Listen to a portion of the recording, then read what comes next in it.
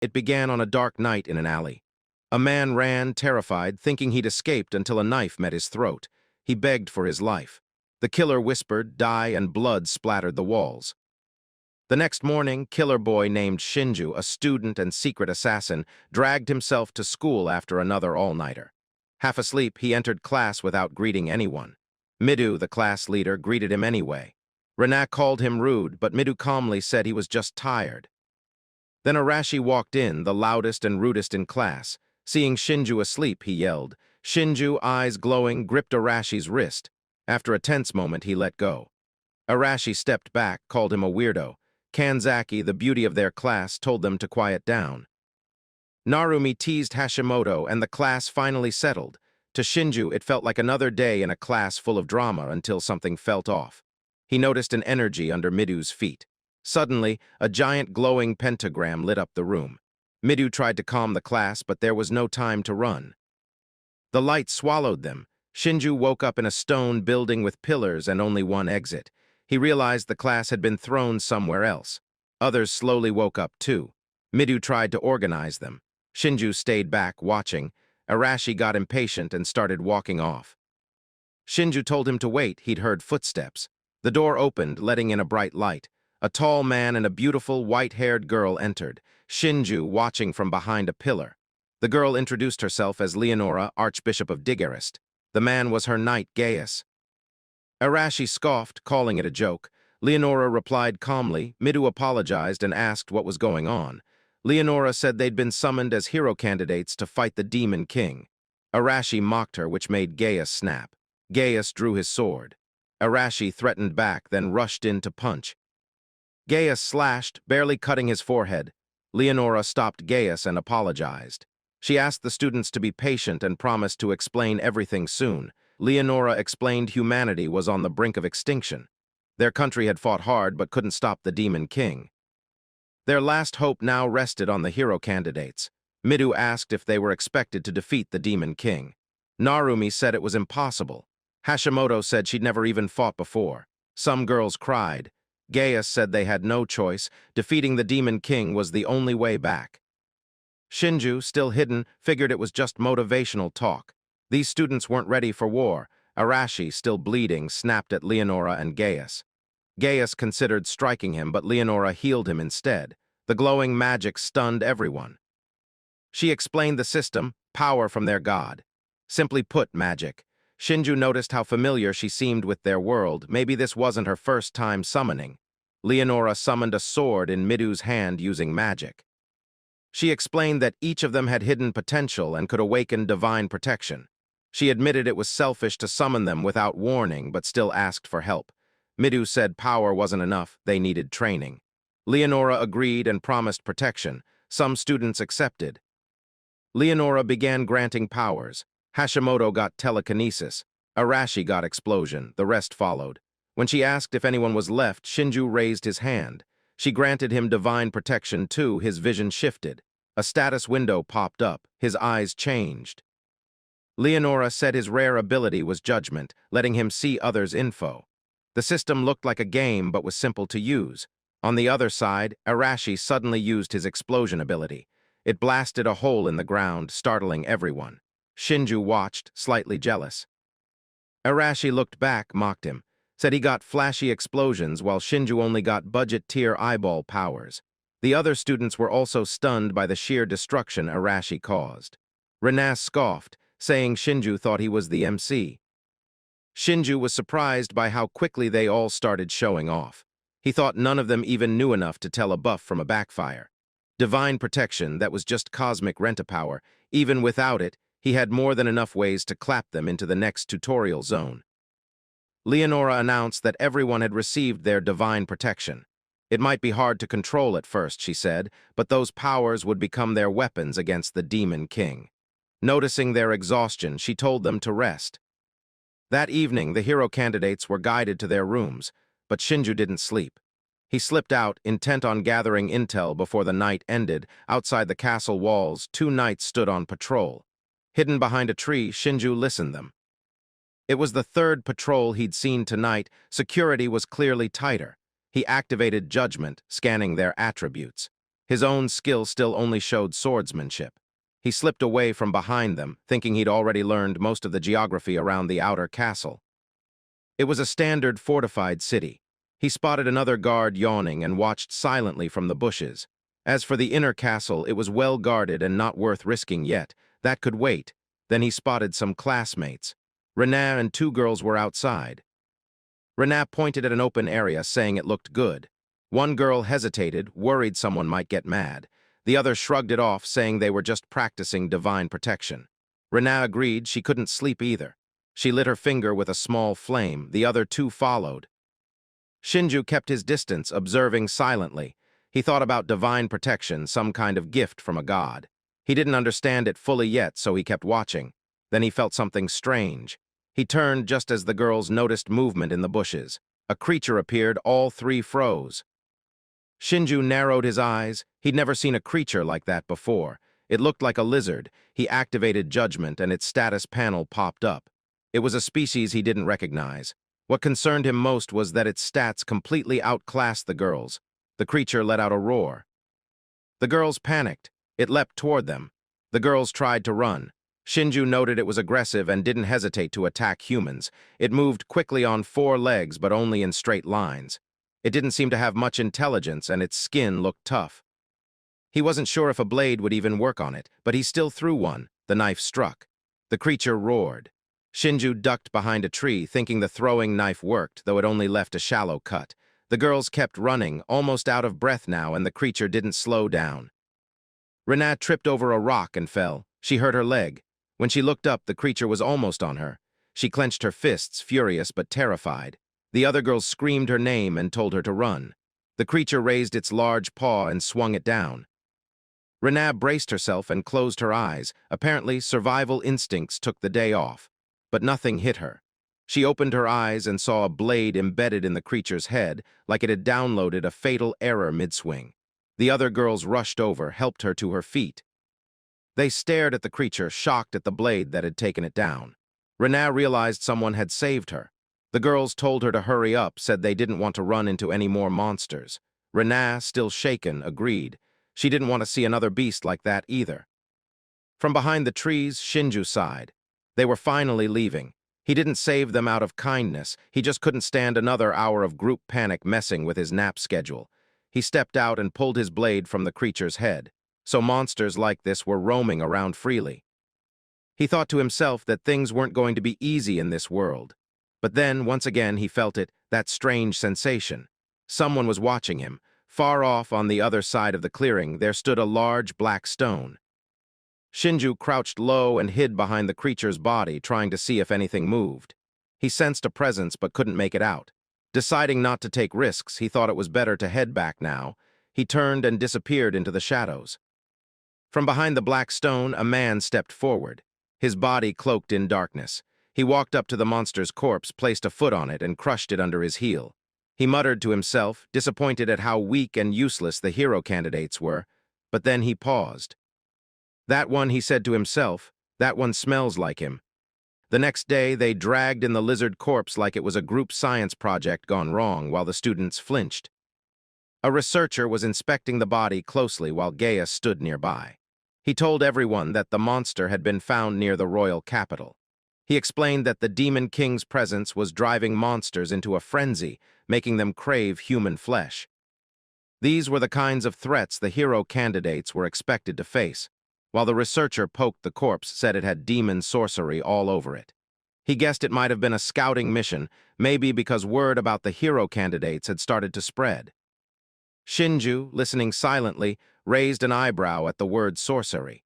It sounded different from the magic they had been told about. Midu stepped forward and asked for confirmation, and the researcher replied that the monster had indeed been controlled by a demon. He explained that powerful demons could use servitude spells to control weaker creatures. Before he could nerd out more, Gaius yoinked him off stage. He physically dragged him away, though the man still insisted he needed to analyze more. Shinju, watching the exchange, thought that Guy might be useful. The bigger issue was what the creature's status panel had already shown him. That thing had been under someone else's control, which meant those eyes he'd sensed last night had belonged to a demon. Shinju realized that whoever it was had to be highly skilled. He barely sensed them for a second. For all he knew, that demon could still be lurking nearby.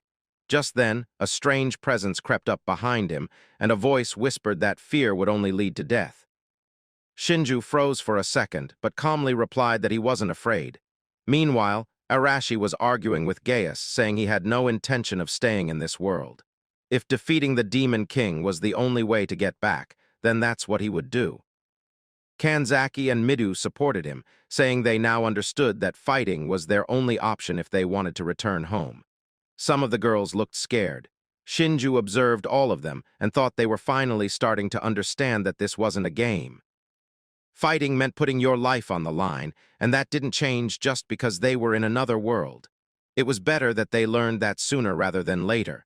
Leonora stepped forward and told everyone not to be afraid. She reminded them that they still didn't know how to properly use their powers, and that was exactly why they would be training. Since they were hero candidates summoned from another world, their growth rate would be far beyond what the locals were capable of. A week passed, and the students had begun their training routines. Shinju was in the library, flipping through a book and realizing he could now read the local language perfectly. As he looked out the window, he saw his classmates outside, immersed in their training. Shinju, on the other hand, felt left out. He had been told that judgment wasn't a combat-fit divine protection, so he wasn't included in any of the physical training. Instead, he was given access to the library. His classmates mocked him over it.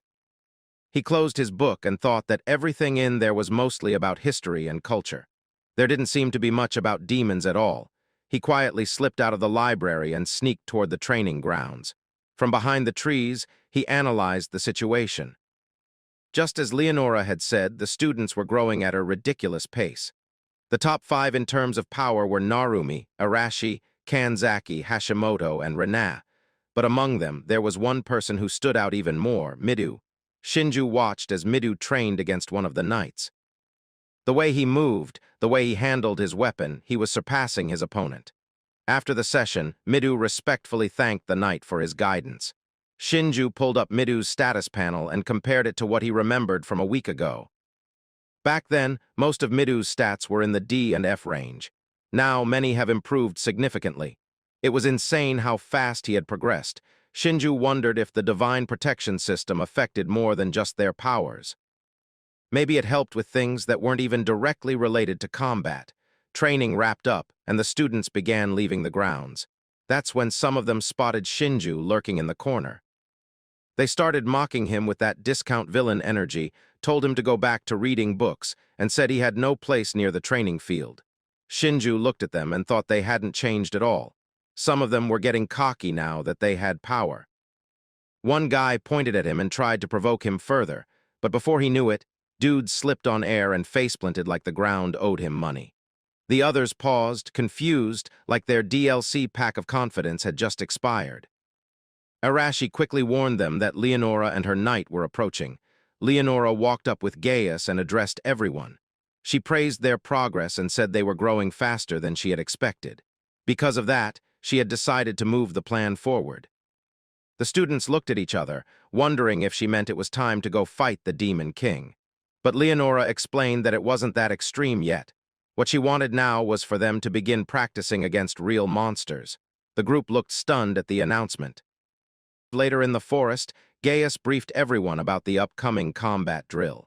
He pointed out that they were surrounded by thick trees and uneven terrain, which made it hard to move freely as a big group. Because of that, he instructed them to split into smaller teams of 2 or 3. Right after that, Rina quickly teamed up with Midu, pulling another girl into her group. Arashi stuck with his usual goons, while Narumi and Hashimoto grouped up too. A knight checked if everyone had settled into teams. 2 leftovers were still standing, Kanzaki and Shinju. The final team, aka the group no one picked but now had to pretend was part of the plan. Shinju glanced at Kanzaki, noting her proud expression. Kanzaki noticed him staring and got annoyed, but Shinju kept it simple and said they should just get started. Then Leonora stepped up and announced something special. Since it was a unique occasion, whichever team defeated the most monsters would receive a surprise reward. With that, the drill officially began. As Shinju and Kanzaki walked deeper into the forest, Kanzaki bragged about her divine protection. She claimed it was superior to everyone else's, so she didn't need any help. Shinju nodded, said he'd leave everything to her. She threw a side comment about how he had no pride, but Shinju didn't mind. He wanted to observe her combat ability first. Soon enough, he sensed movement in the area. Monsters were already surrounding them. One fatso and creepy-looking goblin jumped out from the trees, weapon in hand, charging straight toward them. Kanzaki stepped forward, activated her power, and ordered the goblin to bow down. Shinju noticed her ability was called Domination, which allowed her to impose commands directly onto her enemies. He pointed out that there were more monsters nearby. Kanzaki was still toying with the first one, telling it to throw its weapon and put its hands behind its back. Shinju watched her carefully and realized she was getting tired. Her divine protection was strong, but it consumed a lot of mana. He told her to finish the goblin off quickly, since more were coming. She hesitated. The goblin looked too human-like. She didn't seem ready to deliver the killing blow. Shinju reminded her that the thing had tried to attack them. It was an enemy. Letting it live wasn't an option. She finally admitted it, just as Shinju bent down and picked up a rock. He thought even with all that power, she was still just a naive student. What mattered was whether she could make the right decisions in the middle of danger. More goblins burst out of the trees, weapons in hand, filthy and snarling. Shinju warned Kanzaki again. She panicked but activated her power, forcing them to kneel too. She turned to Shinju and shouted for help. He shrugged and reminded her she was the one who didn't need him to do anything. She snapped and said she'd just kill them then. That was what needed to be done. She channeled more mana and gave the command. The goblins twisted their necks and collapsed one after another.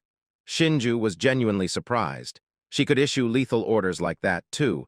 She explained that more complex commands had a lower success rate.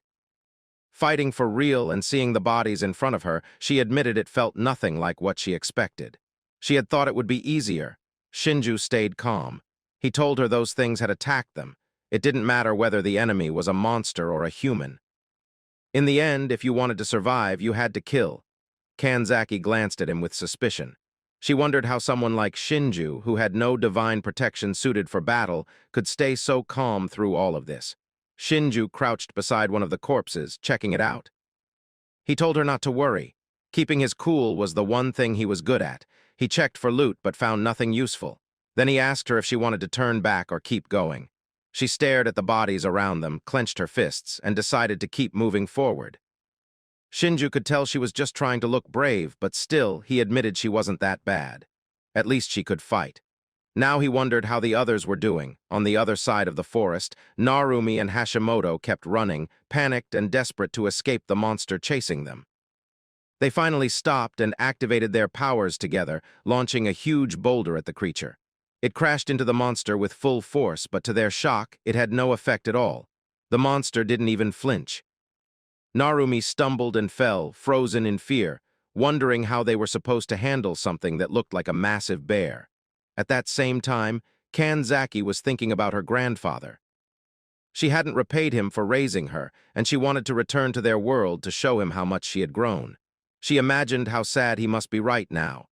As her thoughts drifted, Shinju asked if they were going to keep going. He mentioned they might get lost. She didn't agree but still found him unbelievably cocky. His attitude irritated her. Suddenly, a scream echoed through the forest. Kanzaki recognized Hashimoto's voice. Without hesitation, they rushed toward the source of the sound. Meanwhile, Hashimoto had collapsed and was badly hurt. She told Narumi to run, but he refused. The monster was already upon them, raising its paw for the final strike. Just then, Kanzaki arrived and used her mana to stop the beast in its tracks. Narumi and Hashimoto looked up in disbelief and thanked her. Kanzaki gritted her teeth, struggling to hold the spell. It was difficult. Shinju, watching closely, thought her power worked differently depending on the target. Hashimoto soon passed out. Shinju told Narumi to carry her and get out of there. Narumi hesitated, wanting to help, but Shinju insisted that since she wasn't in good shape, he needed to go. He also told him to call for help from Midu or Leonora. Shinju then turned to the monster and activated Judgment. The status panel appeared. Its stats were high, especially defense. The thick fur made it even harder to injure. Shinju doubted any of his attacks would do real damage. He also wondered what mutant species meant. Kanzaki was running out of mana. She warned she couldn't hold it any longer. The shield finally collapsed, and the monster rushed toward them. Shinju already knew she had bought them enough time. He told her to run. She tried, but her legs were too sore to move. Realizing they were 2 seconds away from becoming Monster Chow, Shinju yeeted a pin from his pocket like he was in Call of Duty. A huge puff of smoke exploded around the creature.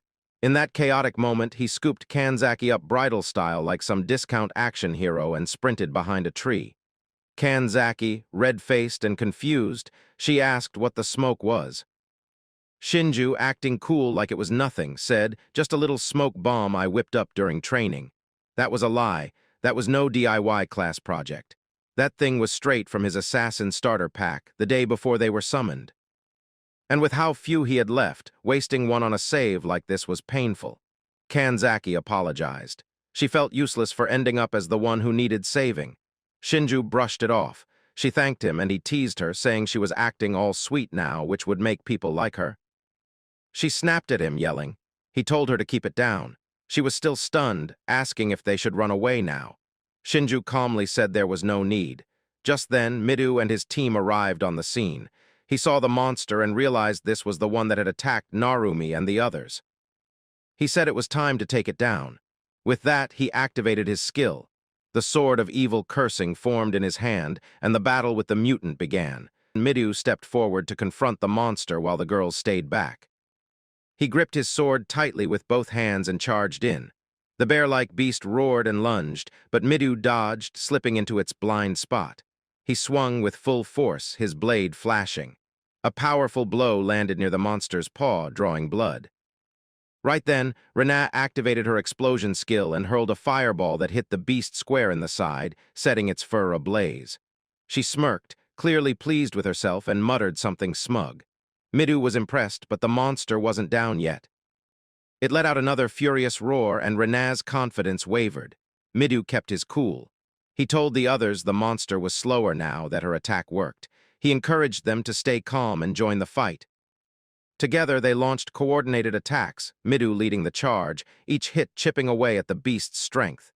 Meanwhile, Delphi's, the demon who had been watching Shinju from the shadows, grinned to himself. He muttered that it was only a matter of time. He watched the hero candidates grow stronger and more composed, especially Midu, whose resolve stood out.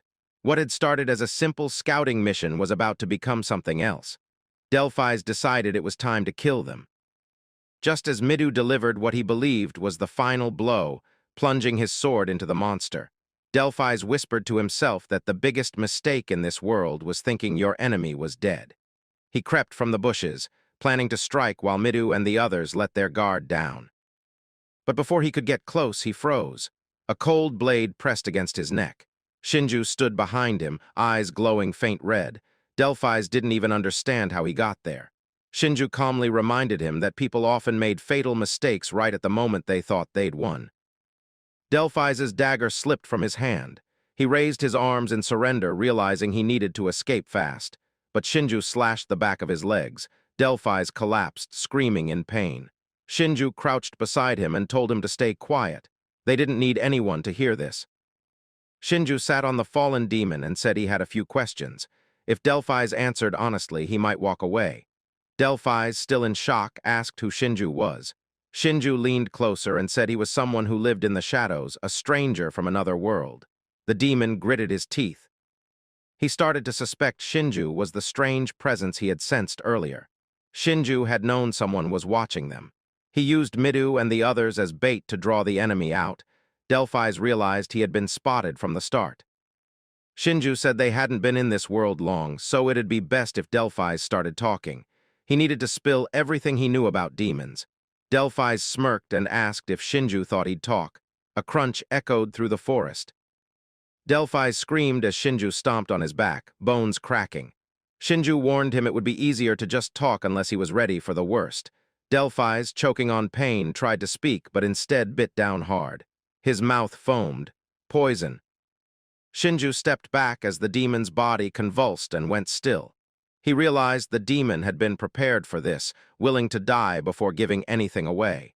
The Demon King's army was going to be more dangerous than expected. A status panel flickered in front of Shinju, showing Delphi's now lifeless stats. From behind, a voice spoke. Kanzaki had arrived. She stood frozen, eyes wide as she stared at the dead body. Shinju turned to face her. Shinju asked Kanzaki how long she had been watching him. She replied nervously that she saw everything from the moment that person was on the ground. Shinju explained that the man was an assassin from the Demon King's army. The bear monster from earlier had been under his control, and the attack on Renat and the others was also his doing. She looked shaken, finally realizing they were being targeted. Shinju said it was obvious the Demon King's army would come for the hero candidates sooner or later. Kanzaki asked how he had even noticed the assassin when no one else did. Shinju figured there was no point hiding it anymore. He told her his family had been in the assassination business for generations, so he could sense when someone was in the same trade. That revelation stunned her. Shinju added that it was up to her whether she believed him or not, but the corpse on the ground was real enough. She nodded, still scared, as he told her not to mention any of this to the others. The class was already shaken from Hashimoto's condition. She agreed, but admitted she was surprised by how careful Shinju was about their classmates. Shinju said they weren't like him. They weren't used to fighting. He glanced at Kanzaki and said her domination skill might come in handy someday. Later, the class gathered. Hashimoto lay injured on the ground, and Shiori used her healing divine protection. Light shimmered, and the wound began to close. As Shiori said she'll be awake soon, the others gasped in relief. Narumi thanked Midu and his team for taking down the monster. Shinju stood at a distance, watching them. He noticed Kanzaki looking at him. She quickly turned her gaze away. Gesu and Leonora then appeared. The students rushed to them, and Narumi angrily asked where they had been. Gesu said they hadn't gone anywhere. It was his job to observe the class. Narumi couldn't believe it and asked why he didn't help when things got serious. Gesu shrugged, saying it wouldn't be good training if he saved them every time. Midu stepped up, stunned.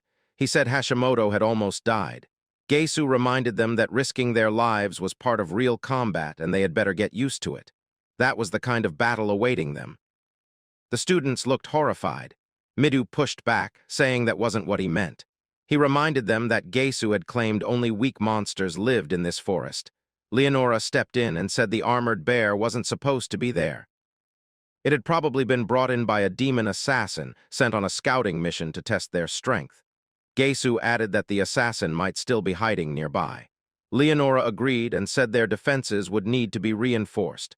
The level of training had to increase. At their current state, they would all die. The class grew even more frightened. Midu protested, saying it was too much. Everyone was already shaken from their first battle. Leonora admitted that, but said if they didn't train properly, they wouldn't survive at all. Midu went quiet. Arashi stepped forward, furious, saying they had been summoned without choice and were now being ordered around like tools. Gesu warned them not to forget their place.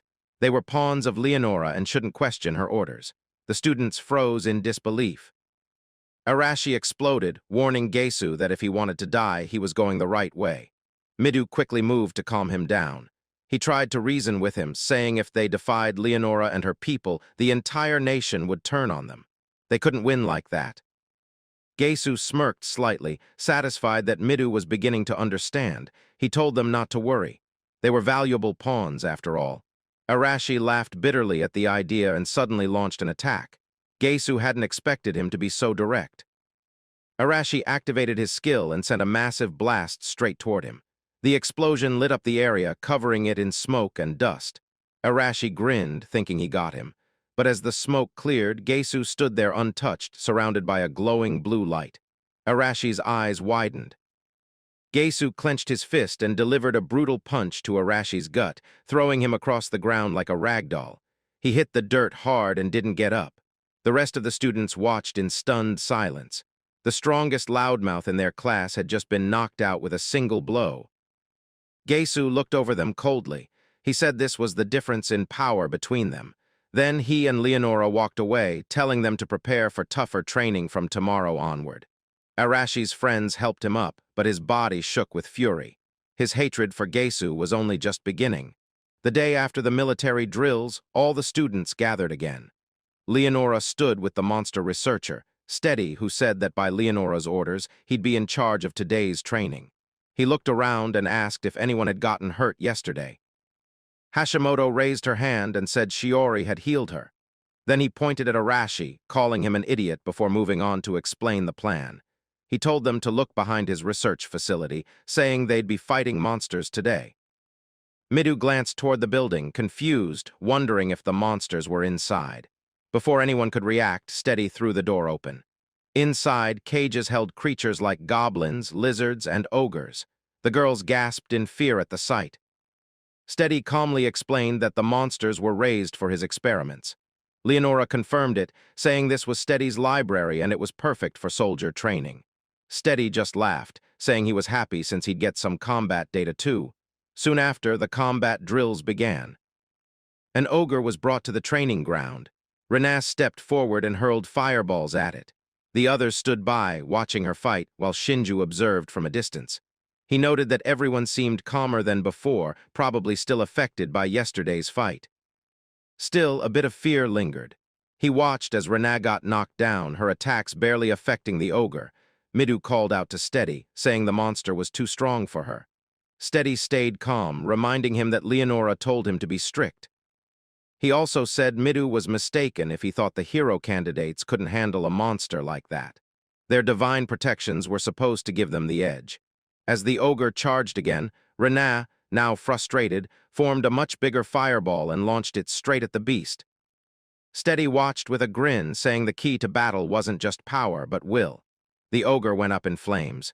Midu stood frozen, stunned at the result. Steady casually said it should be easy for all of them. The only reason it looked hard to Midu was because he was afraid. Midu wondered if something like fear could make that much difference. Steady nodded, saying they could even unlock new abilities if their divine protections evolved. Shinju approached Midu and activated his judgment skill. Looking at his status panel, he told Midu that he had gained a new divine protection. Midu was shocked, but asked Steady if he could try it out. Steady agreed, saying that's what combat drills were for. Midu stepped forward and faced the ogre. He activated his sword along with the new divine protection. The ogre roared and charged at him. Midu tightened his grip, saying he wasn't going to hold back. He slashed at the ogre's arm, blood flying, then followed up quickly, cutting off its head. The monster fell to the ground in pieces. Everyone stood in silence, shocked.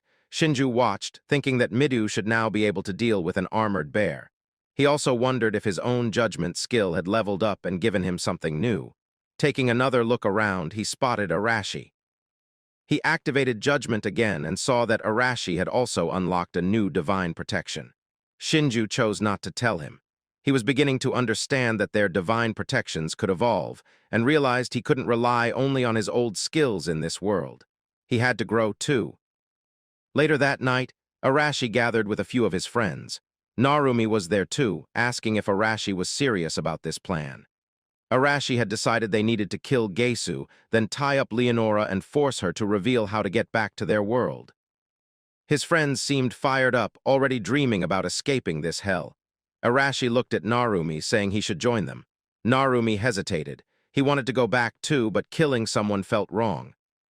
Still, he remembered how badly Hashimoto had suffered and how Gesu and Leonora were the cause of all this. In the end, he made up his mind and agreed to help. The next day at the training grounds, everyone was busy practicing their skills. As usual, Shinju stood at a distance, watching. He noticed Midu working hard with his sword and walked up to him, saying he was putting in a lot of effort. Midu replied that he was still weak and had to get stronger. Shinju thought to himself that Midu could already beat more than half the knights in this country, but Midu kept going, saying it wasn't good enough. He still couldn't defeat Gesu. He said he needed overwhelming strength enough to protect everyone. Shinju then asked him what he thought of Leonora and Gesu. Midu admitted that he knew they were trying to use them as pawns in their war, but also said he didn't think they were lying when they said nothing bad would happen if they obeyed. Shinju asked if Midu planned to keep fighting until the Demon King was defeated. Midu told him that he had already made up his mind. He said he would be the only one who had to fight. He'd become the hero of this country and defeated the Demon King. He planned to negotiate so the others could live in peace. Shinju said it was a good idea, but wondered whether Leonora would ever agree to that. Midu said that was exactly why he was training so hard with his sword, to convince her. Just then, Leonora and Gesu showed up, praising their dedication to training. Steady also appeared, and Leonora told him that he would be in charge of the hero candidates while they were away. Steady accepted without hesitation, saying he wouldn't disappoint. Renaa watched them suspiciously and wondered if they were leaving. Leonora confirmed it, saying they'd be gone for a few days, and that's why Steady would be overseeing things. Later, as Gesu drove the horse cart, Leonora sat beside him, sipping tea. She asked him if he was sure leaving was a good idea. Gesu said it was because the kid named Arashi seemed to be stirring up trouble. Leonora agreed, thinking it was probably a rebellion forming. Gesu asked her what her plan was. She said she was curious to see how things would play out and suggested letting them be for now. Gesu reminded her that they were still hero candidates, still developing, and even if it was unlikely, there was a chance they might rise up. Leonora brushed it off, saying they wouldn't be able to defeat her. Gesu agreed. She laughed and said this could be a good opportunity. She had been thinking it was time to create a hierarchy. Her eyes changed color as she said they'd crush the rebellion and break their fangs for good. Then she smiled again, back to her usual self, saying she'd seen a few other suspicious things happening too, but would leave them alone for now. That night, Shinju slipped out for his secret solo monster hunting. In the forest, he silently killed a lizard with a well-aimed thrown blade and walked away. He noted it had taken 13 seconds to kill something at that level. Activating his judgment skill, he saw his status panel and realized he had leveled up. It must have happened when he killed that demon assassin. He started wondering how to properly use his new skills, then he turned and sensed something behind him. An ogre came crashing through the trees, charging straight at him. Shinju quickly threw 3 blades, but they didn't pierce deep enough. Shocked, he knew brute force wouldn't be enough. That's when he activated a new skill, weak point detection. His vision changed slightly, and he spotted the ogre's vulnerable spot, right at the neck. Without wasting time, he dashed forward and hurled a dagger straight into the target. Blood sprayed as the ogre collapsed. Standing over the body, Shinju stared at his hand. The skill had worked. Not bad, but he knew it still wasn't enough. This world wasn't going to get any easier. If he wanted to survive, he had to get even stronger. His eyes glowed red with resolve. Suddenly, several goblins jumped out of the bushes toward Shinju. Using his skill to spot their weak points, he swiftly threw blades at their heads, dropping them instantly. He walked over and pulled out his blade, thinking it made sense that their weak spots were the head or heart. Against regular monsters like these, the skill didn't seem that useful. He figured he needed a better test subject, something tougher. Just then, he heard footsteps and realized someone was nearby. Kanzaki appeared, holding a lantern and calling out his name.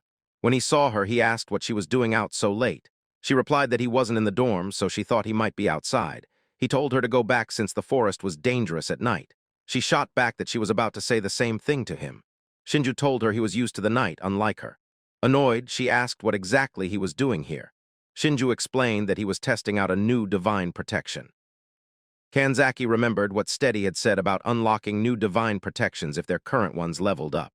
Curious, she asked Shinju what his new skill was like. She was expecting him to say something cool like Slayer mode. But Shinju is just in full ignoring mode. She muttered that she only came out because she was worried about him. That caught him off guard for a moment. Then, flustered, she quickly denied it, channeling her inner tsundere on full blast. Shinju sighed and told her to head back while he continued testing, but she still stood there like a pop-up ad you can't close. Not long after, she noticed smoke in the distance, and something was clearly on fire. Meanwhile, back at the dorms where the students were staying, flames were spreading fast. Monsters had somehow broken in and were attacking the hero candidates. Students scrambled out into the open, still in their nightwear. Just then, an ogre appeared, blocking Hashimoto's path. She froze in fear, but a flash of blue light tore through the ogre, dropping it instantly. Midu appeared, sword in hand, protecting her. A group of goblins then rushed toward them. Midu shielded Hashimoto, but he looked confused. There were way too many. Before the monsters could reach them, they burst into flames. Renaa stood behind them, casually mentioning she was enjoying her sleep until these things showed up. Arashi shouted that it wasn't the time to complain and told her to deal with them. Renaa hurled fireballs at the goblins, burning them down as more kept coming. At that moment, Shinju and Kanzaki arrived at the scene, stunned to see their dorms in flames and everyone fighting off monsters. Narumi saw them and smiled, relieved they were safe. Shinju replied that he had only stepped out for a bit and asked what the hell was going on.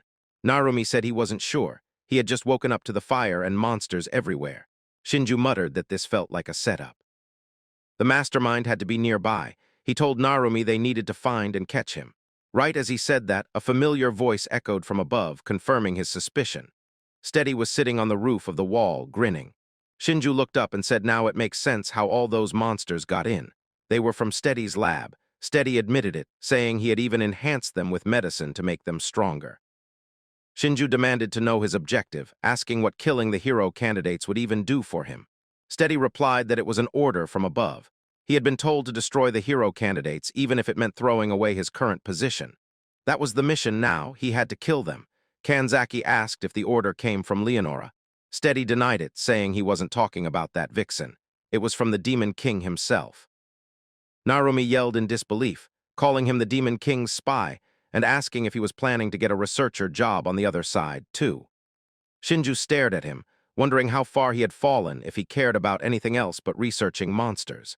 Steady only grinned and said humanity couldn't possibly understand the true nature of the mysterious beings they called monsters. Then Steady ordered his monsters to attack the hero candidates. The creatures surrounded the group, and a massive ogre with a sword stepped forward. Shinju quickly told Kanzaki to use her domination skill.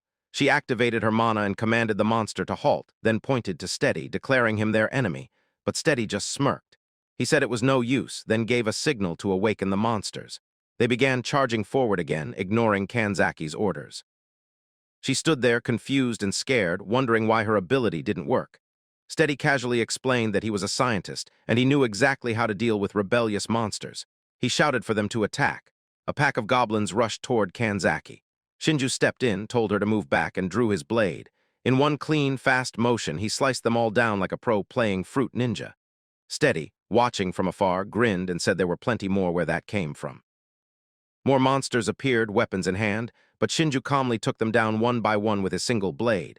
He even landed a clean kick on the ogre's weak spot, sending it crashing to the ground in terrible shape. Still, Shinju didn't slow down. Steady was stunned, wondering what this guy was even doing. He didn't have any flashy or powerful divine protection, yet he was mowing down everything. Shinju then activated his judgment skill and read Steady's attributes. He was surprised to see Steady had F-rank stats in everything. But then he noticed his divine protection, domination sorcery. That explained it. Kanzaki's ability hadn't worked because the monsters were already following someone with stronger control. Shinju recalled Steady had mentioned something like that before. Seeing things slip out of control, Steady's expression shifted. He admitted to himself that he had no other choice now. He whistled. Shinju narrowed his eyes and asked what he was planning, but before he could move, a blast of fire forced him to dodge. He looked up and saw a red dragon flying toward them, flames spewing from its mouth. The dragon's roar shook the ground. Steady grinned and said this was his trump card. The dragon whipped its massive tail, striking the side of one of the still intact buildings. Debris shot through the air toward the students. Frozen in fear, most couldn't react. Shinju quickly grabbed Kanzaki and pulled her out of the way before the debris landed. He asked if she was all right. She was staring at him in shock but nodded. He turned to Narumi and checked on him, who replied that he was fine. Shinju told Narumi to get Kanzaki out of there and warned him about the next wave. Narumi agreed, activated his protection skill, and flew off with her. The dragon landed hard in front of Shinju. He scanned it and realized it was too tough. His normal attacks wouldn't cut through its defense. Gripping his dagger, he quickly tried to think of a plan. From behind, Arashi showed up and grinned at the sight of the dragon. He activated his destructive blast and hurled it at the beast, shouting curses. The dragon howled but wasn't down yet. It began preparing its next attack. Flames burst from its mouth, sweeping toward both of them. The blast knocked them off their feet and sent them crashing to the ground, coughing and burned. They forced themselves up, battered but still standing. Shinju told Arashi he had gotten careless, though inside he had to admit Arashi was strong. Arashi clutched his injured shoulder, grimacing from the pain. Shinju looked at him and said they needed to take the dragon down together. The beast stood towering before them, roaring again, ready for another round. Even in that situation, Arashi stayed rude, acting like a main character with plot armor, saying he didn't need Shinju's help. Shinju, calm as ever, said he could spot the dragon's weak points but didn't have the attack power to finish it. Arashi scoffed and called him a noob, saying he wouldn't help someone like that. But before their verbal PvP could escalate, Shinju casually mentioned that the dragon was winding up for another attack. The dragon swung its massive tail toward them like it was swatting flies. Both of them jumped, barely dodging it. It let out a thunderous roar, and Arashi realized what was coming. The fire rain was about to start again, and this time he didn't have enough time to move. Flames poured over him, and he screamed from the burning heat. Shinju looked down at the barbecue happening and asked, deadpan, if he still got it solo. Arashi, half crispy now, coughed out, said fine, asking where the weak point was. Shinju pointed it out, a scale on the dragon's neck that was turned upside down. He said he'd distract it and told Arashi to aim his destructive blast right at that spot. As Arashi prepared himself, steady, watching from a distance, noticed the dragon wasn't doing anything. He shouted at it to kill them already. The dragon roared again and flapped its wings hard, sending a powerful gust of air toward Shinju and Arashi. They crouched, bracing themselves against the wind. Once the dragon stopped flapping, they saw their chance. Shinju ran ahead, getting the dragon's attention while Arashi moved into position. Just like they planned, Arashi launched his blast right at the exposed scale. The explosion hit dead on. The dragon howled in pain and crashed to the ground. Steady stood frozen, stunned by what had just happened. Arashi looked at the fallen beast and muttered that it was easier than expected. Shinju raised an eyebrow, pointing out how beat up he looked to be saying that. Arashi just clicked his tongue in irritation. Shinju turned to Steady and said his trump card was gone. He asked if he still planned to continue. Steady tried to act confident, claiming he still had plenty of monsters left. But then he glanced around and froze. All the monsters were already lying dead. Midu and the other students arrived, saying they had already taken care of the rest. Steady panicked and cursed under his breath. Just then Narumi appeared behind him, using his divine protection to float up and block any escape. Steady's foot slipped as he backed away in fear, and he tumbled off the rooftop. But instead of crashing, he landed inside a floating water bubble, one of the girl's divine protection spells. He coughed and gasped, just starting to breathe again when a blade was pointed at him. Shinju stood over him, saying it was already the middle of the night and they had wasted too much time fighting. He said he had questions, and the girl kept the water bubble in place. Steady panicked and begged not to be killed, promising to talk. But before he could say anything more, something changed. His body began to shift, and in seconds he floated lifeless inside the water bubble. His face was pale, no sign of breath. Shinju stared at him and said it had to be some kind of curse. He remembered reading about something similar in the library, a spell that killed the target the moment they tried to leak information. Midu clenched his fist and said it meant the enemy was serious. Shinju nodded, saying the Demon King's army wasn't done yet. They would keep coming. The day after the incident caused by Steady, Leonora returned to the castle. She was surprised to hear everything that had happened while she was gone. Narumi didn't hold back, pointing out that she was the one who left Steady in charge and told her to at least apologize. Leonora did, saying she was sorry for causing a misunderstanding. Everyone went quiet as they stood in front of her and Gesu. Then Leonora corrected herself, saying she never thought such a weak demon tamer could cause that much damage. That was what she meant. The students stood in stunned silence until Rena stepped forward, clearly furious, saying Leonora and Gesu knew Steady was a demon spy and still let him stay. Leonora gave a smile, saying she had already told them that training was going to get harder from here. What happened was just part of that. One of the boys shouted in disbelief, saying they almost died. Steady had set fire to everything while they were sleeping. Gesu jumped in, sounding irritated, and told them to stop acting like kids. He said it was their fault for not staying alert at night. The group clenched their jaws, trying to control their frustration. Shinju thought to himself that Gesu was right. None of them had noticed the monsters until it was too late. Still, expecting normal high schoolers to act like trained soldiers was unrealistic. Leonora moved on to the main topic. She said their next destination would be the royal capital. Midu was surprised, wondering what they'd be doing there. She explained that a public parade was going to be held to reveal the hero candidates, and they would be the stars of the event. Later that night, Gesu dismissed the knights, telling them to rest until sunrise. The students camped out under the stars, bonfires burning around them. Arashi and his group sat together, whispering among themselves. Arashi pointed out that there were only 30 soldiers stationed around their camp. He glanced at them, noticing they were just standing guard without much caution. One of the guys said Arashi could easily knock them all out. Arashi agreed, saying it was time to set their plan in motion. He noted that normally there were a lot more soldiers, but not tonight. Another guy said they were outnumbered. Arashi smirked, saying this just proved how much they were underestimated. He doubted Leonora or Gesu even thought they might rebel. He told his friends to call Narumi and his group over. Behind the camp, Shinju had overheard everything. He thought Arashi had a point. There were fewer soldiers and they didn't seem that skilled, but that was only because Leonora and Gesu were confident they could handle things themselves. Shinju knew he needed more time to figure out why they were so sure of their control. Later, he approached Midu and said he needed to talk. While the others fell asleep in their tents and the knights kept watch, Arashi and his group made final preparations. Arashi told them that all the off-duty knights were now asleep. Narumi confirmed it. Arashi smirked and told them it was time to begin. But just as they were about to move, Midu and his team stepped in and told them to stop. Arashi's group froze in place. Midu walked forward, saying he'd heard Arashi was planning to kill Leonora and Gesu. Arashi flared up, demanding to know who told him. Midu replied that he overheard it while passing by. Renas stepped forward, shocked, asking if they planned to kill them. She admitted Leonora and Gesu were annoying, but this was going too far. Arashi snapped back, calling them crazy for letting Leonora treat them like pets. Midu tried to calm things down, saying there could be another way. But Arashi didn't want to talk, he wanted action. Midu said he would become Leonora's pawn and defeat the Demon King. In return, he would make her guarantee everyone's safety. Arashi didn't buy it. He said Leonora wouldn't agree to that. Midu insisted he would negotiate once he got stronger. Arashi turned away, saying he didn't want someone like Midu protecting him. He shouted that he was going back to his world and told them to get out of his way. Midu and his team stood their ground, saying they would stop them. Arashi cursed and said they were going to regret this. Then he kicked up a cloud of dust into Midu's eyes and charged in. But Midu covered his face just in time and dodged, surprising even himself. Arashi was shocked, too, that his attack was blocked. Just as their fight was about to break out, two knights ran over, asking what was going on. Seeing them, Midu stepped back and stood upright, saying they were just talking. The knights, finding nothing suspicious, told them all to go to sleep and walked off. Arashi turned and walked away, clearly fed up. Midu watched him in silence. Arashi muttered to himself that he was tired of all this weak talk. He said there was no point in reasoning with these guys anymore. The next day, they reached the holy kingdom of Isekai'd, its royal capital buzzing with life. The students looked around in awe, surprised by how crowded and lively the place was.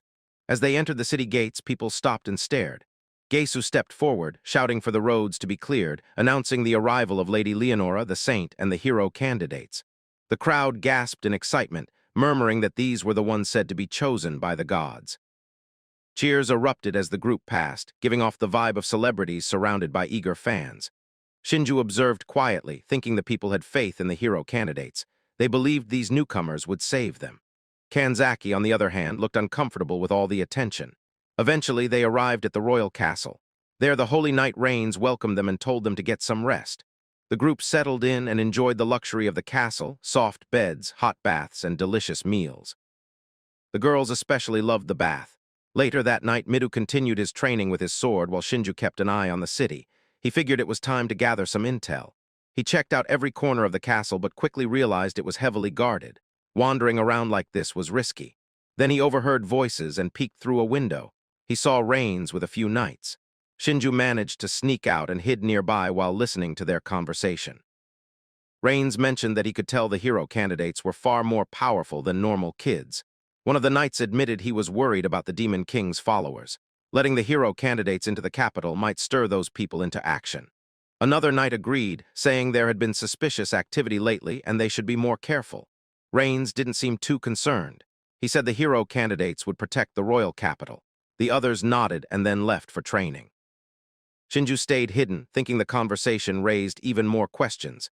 He figured it was time to check out the town itself. That night, he found himself at the Champion Bar. He sat down and ordered a drink from the bartender, who got to work preparing it. While waiting, Shinju listened in on a conversation nearby. A couple of guys were mocking the hero candidates, calling them useless. One of them whispered to tone it down, reminding the other that the church had ears everywhere. Shinju picked up on that right away. Seemed like the church had a powerful grip here. People feared the church more than the king or nobles. When his drink was ready, Shinju casually told the bartender he was new to the country and had some questions. He asked about the Demon King's followers. The bartender nodded and explained that the country was at war with the demon army. The Demon King, who led them, was said to be a terrifying monster. Rumor had it that even humans could be seduced by the Demon King's overwhelming power. When Shinju asked if those followers were in the capital, the bartender confirmed it, saying they'd been stirring up trouble. Just a few days ago, they even blew up a noble estate. Shinju replied that it sounded troubling, while in his mind, he labeled them a terrorist group. Later, out on the streets, Shinju thought about how the presence of the hero candidates in the capital was bound to provoke the Demon King's followers. That probably explained the uneasiness among the townspeople. Just then, Kanzaki appeared and called out to him, running up as she said she had finally found him. He asked what she was doing out here, and she replied that he wasn't in the dorm, so she figured he'd be somewhere in the city. Shinju told her this was unfamiliar territory, and he needed to gather information. She seemed worried, saying it was dangerous to go alone and offering to help. He started walking off, waving her off and telling her to stick with the other students. She got irritated, shouting after him and saying he should be grateful someone even offered help. Shinju let out a sigh, realizing he couldn't even breathe without her popping up like a clingy app notification. He gave in and told her she could help.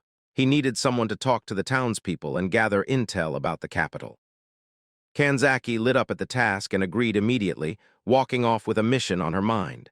Unbeknownst to them, someone suspicious had been watching from the shadows. With a grin, that figure quietly slinked back into the darkness, already setting their sights on a new target.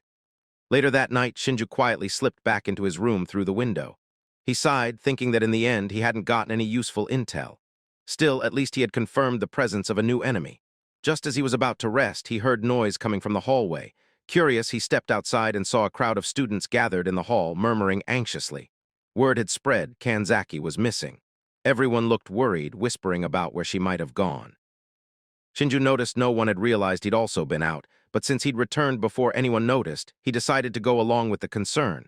When Midu asked if he knew anything, Shinju casually lied, saying he'd been sleeping in his room. Midu nodded and told everyone it was pretty clear Kanzaki wasn't inside the castle.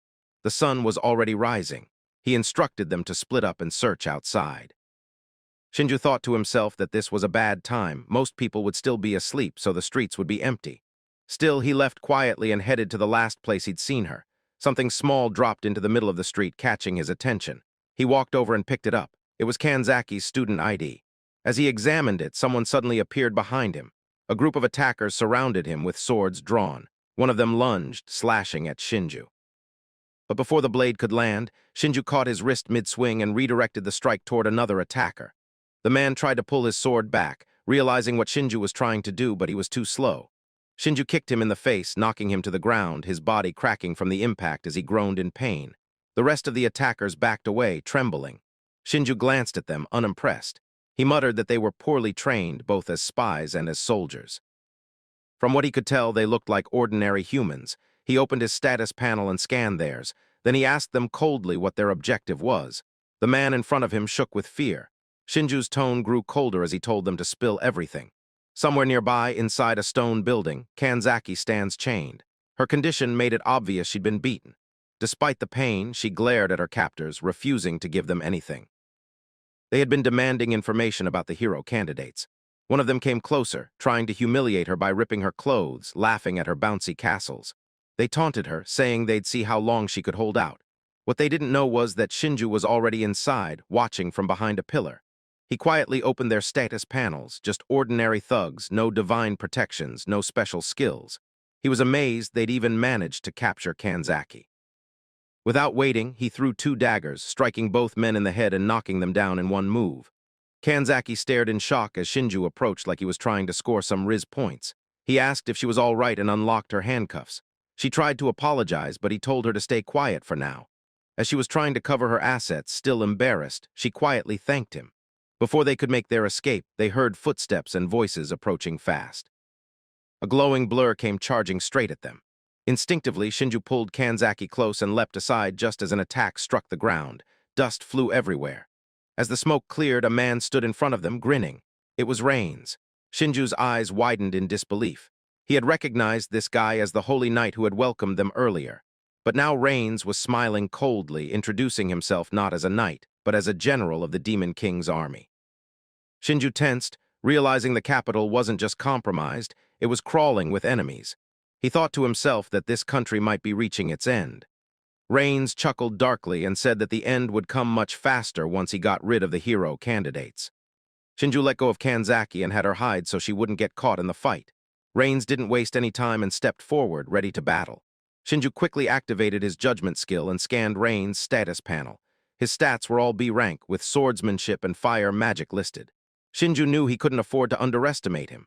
Rains rushed in, lifting his sword high. But the blade ended up hitting the ground as Shinju dodged to the side just in time. Frustrated, Rains clicked his tongue and decided to use magic instead. He cast a fire spell, and flames shot toward Shinju, who jumped into the air, barely escaping the blaze. Rains sneered and told him he couldn't dodge midair. Shinju tried to counter by tossing blades his way, but Rains dodged them easily, mocking him for the effort. His sword ignited with flames as he raised it, calling this the end for the hero candidate. But before the sword could land, Shinju pulled out a pistol and fired straight at Rains' forehead. The shot hit clean. Rains dropped dead. Shinju looked at the pistol in his hand, thinking he hadn't planned on using it for something like this. The bullets were limited. He slipped the weapon back into his robe and stared at Rains' corpse. The guy had been right. Jumping in the air was a mistake. If he wanted to survive, he had to learn how to fight head-on. Kanzaki peeked from behind the door, still shocked, and asked if that was a gun. Shinju told her it was standard assassin equipment. She said it was terrifying that he had been carrying that around all this time, but she thanked him for saving her. He brushed it off as a coincidence and asked why she hadn't used her domination skill. She explained that her hands had been bound by chains. Shinju thought about it, nodded, then picked up her jacket from the floor and helped her cover up. He turned toward the exit, saying they should get out of there. Kanzaki mentioned that the attackers had planned to target their entire class. Shinju replied that he'd already figured that out before coming. He remembered one of the scared attackers who had begged for mercy.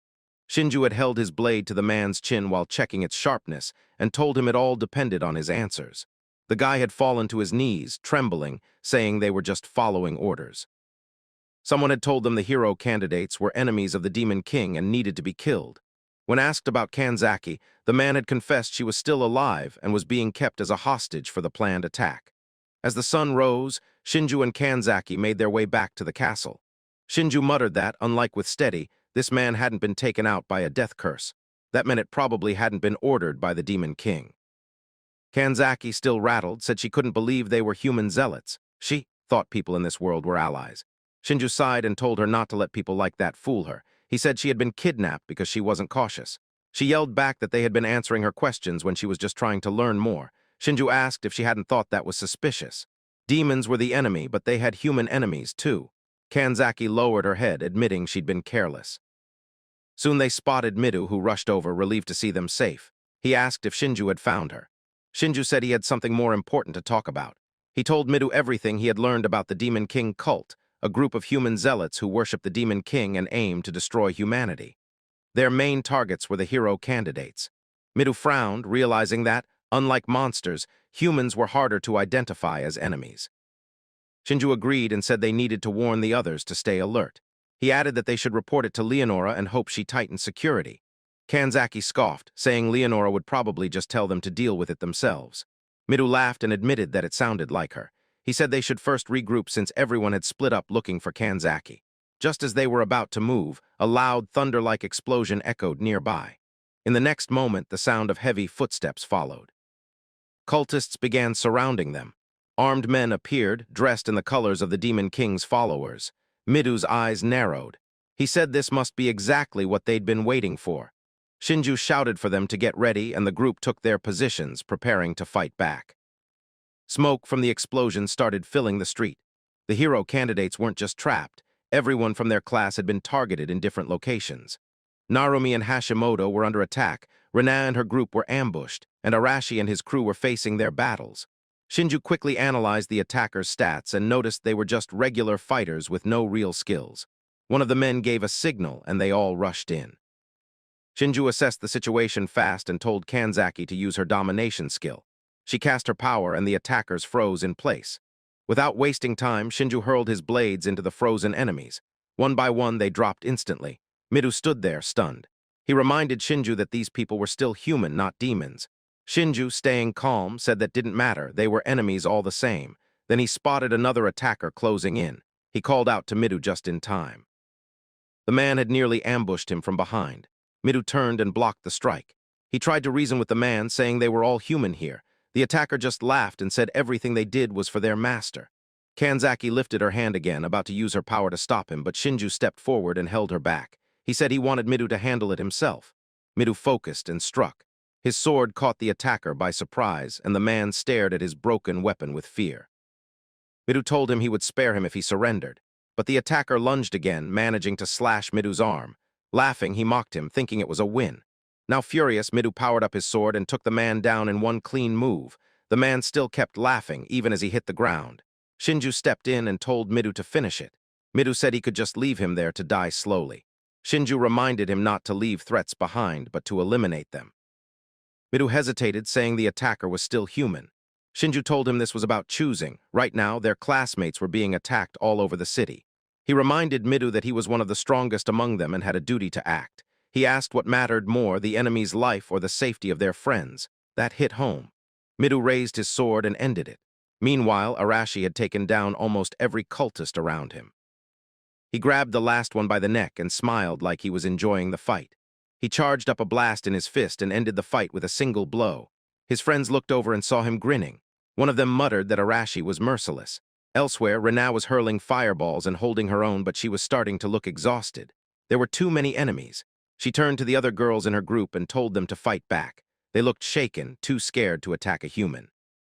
Rina snapped at them, saying they needed to fight if they didn't want to die. Just then, one of the attackers slammed a girl to the ground. Another cultist struck one more. Rina watched, frustrated, not sure how to turn things around. That's when Leonora appeared on the battlefield. Calmly, she asked if everyone had earned a passing grade. In a world torn by demons and betrayal, one assassin must choose: stay in the shadows or rise and rewrite fate. His story is far from over. Comment, Secret Assassin, if you're eager to find out in our part 2. Give this video a thumbs up if you enjoyed it, and don't forget to subscribe to the channel for more content like this. As always, thanks for watching.